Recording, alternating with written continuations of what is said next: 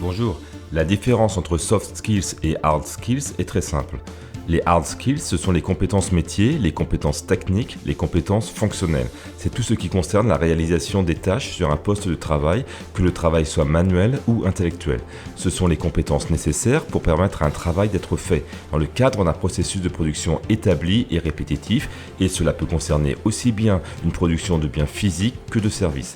Des connaissances liées à une technologie ou un secteur d'activité, ce sont des hard skills. Les hard skills s'acquièrent à l'école et par la formation et le plus souvent on the job, c'est-à-dire en situation professionnelle.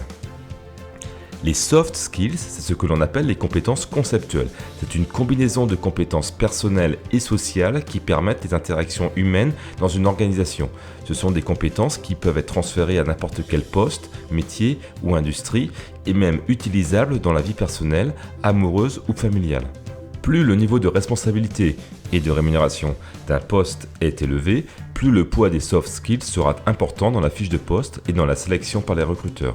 Les hard skills sur un CV, ça permet juste de passer le filtre de la sélection des ressources humaines et de se qualifier pour un entretien. Au cours de cet entretien, le recruteur va rapidement contrôler que le candidat possède bien les hard skills qu'il a écrites sur son CV, mais la plus grande partie des questions servira à évaluer les soft skills du candidat. Quelle est sa personnalité? Quelle est sa capacité à s'intégrer? Quelles sont ses habilités à faire face à des challenges? Est-ce qu'il est capable de travailler en autonomie? Etc. etc. etc.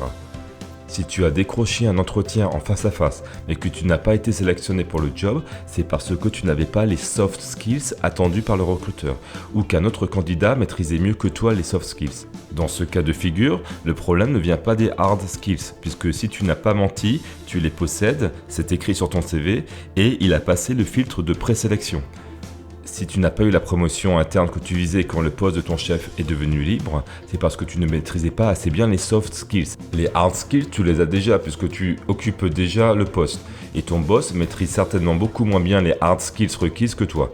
Il faut te dire qu'à chaque fois que tu montes verticalement dans la hiérarchie, il faut un peu moins de compétences techniques et un peu plus de soft skills. Si cette vidéo t'a fait prendre conscience de l'importance des soft skills pour progresser dans ta carrière professionnelle, je te propose que nous gardions le contact en t'abonnant à cette chaîne YouTube, en visitant mon site internet waterfallrevenu.com, en t'inscrivant au cercle, c'est le groupe privé Waterfall Revenu auquel j'envoie par email des conseils et des stratégies pour évoluer plus vite dans ta carrière professionnelle, gagner en responsabilité et augmenter tes revenus. C'est entièrement gratuit, il suffit juste de cliquer sur le premier lien dans la description de la vidéo pour valider ton inscription. Je te dis à très vite par email ou pour une autre vidéo.